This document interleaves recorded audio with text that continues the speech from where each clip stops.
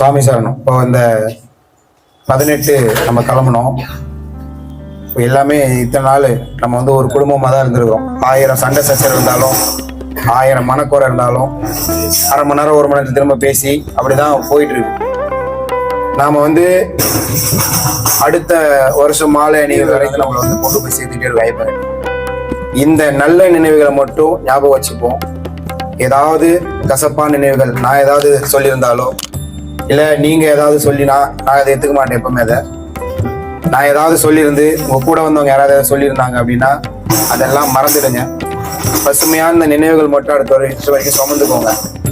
அது இந்த ஐயப்ப விரத முறையும் இந்த மலை பயணத்தையும் இன்னும் ரொம்ப உற்சாகமாகவும் மகிழ்ச்சியாக வச்சிருக்கோம். அது ஞாபகம் வச்சுக்கோங்க. இப்போ வந்து நம்ம மாலை போட்டிருக்கோம். யாரோ சொன்னாங்க, இவர் சொன்னாங்க, அவர் சொன்னாங்க, நான் சொன்னேன். நம்ம விரத முறையெல்லாம் போட்டோம். மலைக்கு போயிட்டு வந்தாச்சு. இதை நெய் நம்மளுக்கு கை கண் இதில் இருக்கு, கைக்கு வந்துச்சு. இப்போ இந்த மாலை இறக்க நம்ம என்ன பண்றோம்? ஏற்கனவே நம்ம கூட மலைக்கு வந்த சாமிக்கு தெரியும் மாலை இறக்கணும்னா என்ன செய்யணும். பூசா வர சாமிகளுக்கு மட்டும் சொல்றேன், ஞாபகம் வச்சுக்கோங்க. நீங்க வந்து விரதம் இருந்து ஐயப்பனை போய் பார்க்கறது அப்படின்றது நீங்க நினைச்சிட்டு இருப்பீங்க நான் புண்ணியம் பண்ணிட்டேன்னு. அது கிடையாது. உங்க அப்பாவோ இல்லை அவங்க அப்பாவோ இல்லை நீங்க கல்யாணம் பண்ணிட்டு வந்தவங்களோ இல்லை உங்களை பெத்தவங்களோ இவங்க யாராவது ஒருத்தர் செஞ்ச புண்ணியம் தான் நாம இன்னைக்கு இப்படி உட்காந்துட்டு இருக்கு. நமக்கான வேண்டுதல் இருக்கும். நம்ம நிறைய பார்க்குறோம். இப்போ ஐயப்பா பார்த்தீங்கன்னா லண்டன்ல இருந்து வந்திருக்காரு. ஐயப்பனோட பிராப்தம் அவருக்கு 50 வயசுல மாலை போடணும். இப்போ குமாரசாமி இருக்காரு. அவர் வந்து நம்ம ஊர்ல இருந்து வந்திருக்காரு. இது 20வது வருஷம். நம்ம யுவராஜசாமிக்கு 25வது வருஷம். இந்த பாப்பாக்கு இப்பயே மாலை போட்டா. அதுக்கப்புறம் ஒரு சில வருடங்கள் கடந்து அப்புறம் தான் அந்த மாலை போட முடியும். தொடர முடியுமானா கம்மி. இந்த வருஷம் நமக்கான பெரிய ஹைலைட் என்னன்னா நம்ம கூட வந்து 5 கன்னிசாமி, 5 குருசாமி இருக்காங்க, ஒரு மணிகண்ட சாமி இருக்காங்க. இது நான் கேட்கல, நான் எதிர்பார்க்கவும் இல்லை. ஐயப்பன் வந்து நம்மளை கொண்டு வந்து கொடுத்துருக்கான். நீ வழிநடத்தி கொண்டு போகணும். நான் வெறும் வழிகாட்டியா மட்டும்தான் இருந்திருக்கேன். ஏன்னா நீங்க இத்தனை வருஷம் பல பேர் கூட பயணப்பட்டிருப்பீங்க. இந்த வருஷம் உங்களுக்கான வழிகாட்டியா இருந்திருக்கிறேன். இதுக்கப்புறம் நீங்க வந்து தனியாகவும் போகலாம், உங்களுக்கான குழு அமைச்சிக்கலாம். அப்போ கூட ஃபேர் அண்ட் டிரான்ஸ்பரண்ட் சொல்லுவாங்க இல்லையா, வெளிப்படைத்தன்மையோட நடந்துக்கோங்க. நம்ம கிட்ட ஒன்று தப்புனா அது யார் பண்ணாலும் தப்பு தான், சரின்னா அது யார் பண்ணாலும் சரிதான். அது ஞாபகம் வச்சுக்கிட்டு நீங்க நடத்துகிற குழுவிலையும் பண்ணிக்கோங்க. இந்த குருசாமிக்குன்னா தள்ளு 2 கொம்பும் வளைச்சிருக்குது, அவர் சொல்றதுதான் கேட்கணும் அப்படின்லாம் எதுவுமே கிடையாது. அதே மாதிரி இந்த குருசாமிக்கு மகஸ்துதி பாடுறது அந்த மாதிரி எதுவும் பண்ணக்கூடாது. குருசாமின்றது தனக்கு முன்னாடி போனவர், சில பல வருஷங்கள் போயிட்டு வந்திருக்கனால தூபம் போடுறது. சாமி குருசாமி தள்ளியோ. குருசாமின்றது நம்மள மாதிரி ஒரு சாதாரண மனுஷன் பல வருஷங்கள் போயிருக்கிறாரு. சில விஷயங்கள் அவருக்கு தெரியும், அவ்வளவுதான். அதெல்லாம் அவன் நம்ம கிட்ட சொல்லுவான். ஏன்னா இங்கேயே குருசாமி இருக்காங்களே சாமி, 1 பகவானே 1 2 அங்க ஒரு 5, அடுத்த வருஷம் ஒரு 18.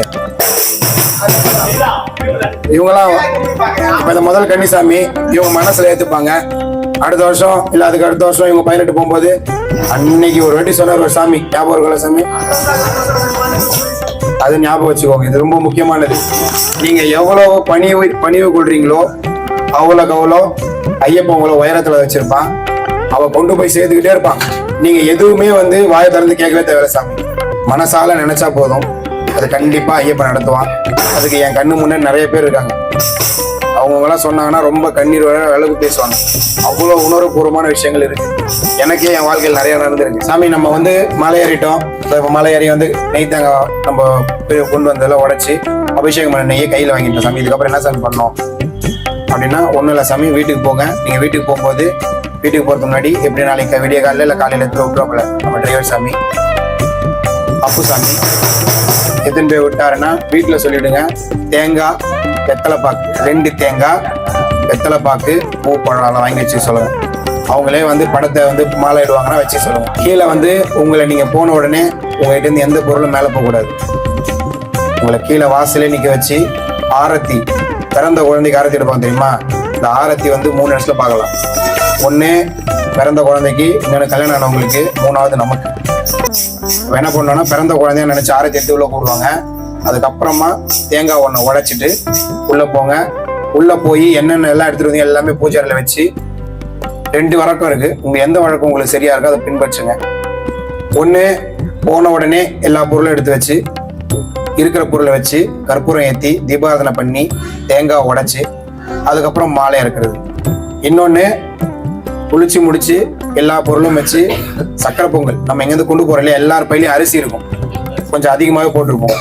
அந்த அரிசியை கொண்டு நீங்க எடுத்துட்டு போற நெய் இருக்குல்ல, அதுல கொஞ்சோண்டு, ரொம்பலாம் ஊற்றக்கூடாது, கொஞ்சமா ஊற்றி ஒரு படையல் வச்சு முக்கியமானவங்களுக்கு மட்டும்தான் தரணும். ஏன்னா இது அபிஷேகம் பண்ண நெய். வீட்டுல எல்லாருமே சுத்தமா இருப்பாங்களான்னு தெரியாது. உங்களுக்கு தோண்டுச்சு இவங்க சுத்தமா இருக்காங்கன்னா அவங்களுக்கு கொடுங்க, இல்லைன்னா தவிர்த்துருங்க. அவங்கள பொறுத்த வரைக்கும் சாதாரண பிரசாதம். நமக்கு தான் தெரியும் அது நம்ம உயிர். நம்ம உயிரால் ஐயப்பனுக்கு அபிஷேகம் பண்ணி கொண்டு வந்திருக்கிற நெய். அதுல நம்ம உயிர் ஒருத்தர் கொடுக்குறோம்னா அது கரெக்டா கொடுக்கணும், ஞாபகம் வச்சுக்கோங்க.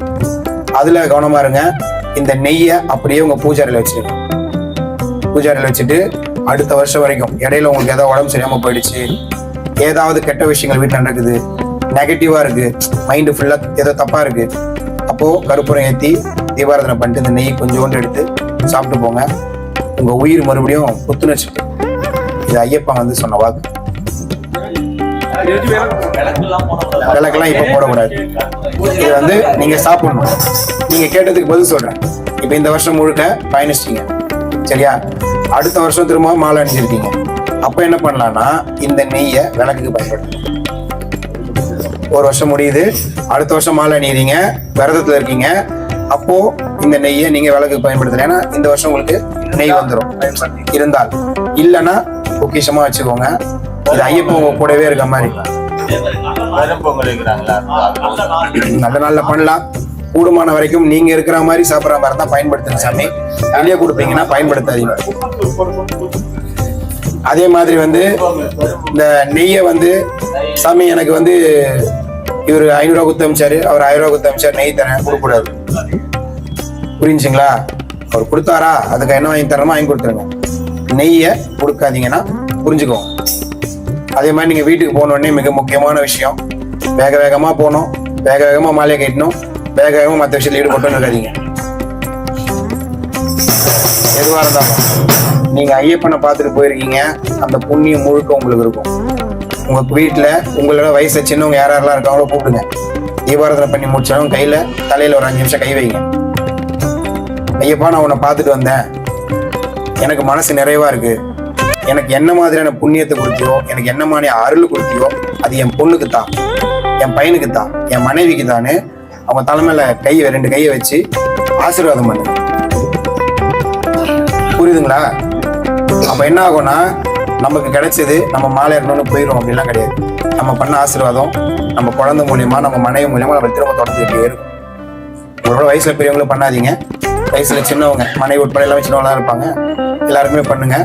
அதுக்கப்புறம் மாலை கேட்டணும், குருசாமி தான் வரணுமா, இல்ல கோயில் ஏதோ போட்டிருப்பேன் ஒரு ஐயர் வந்து போட்டு விட்டாரு, பண்ணாதீங்க.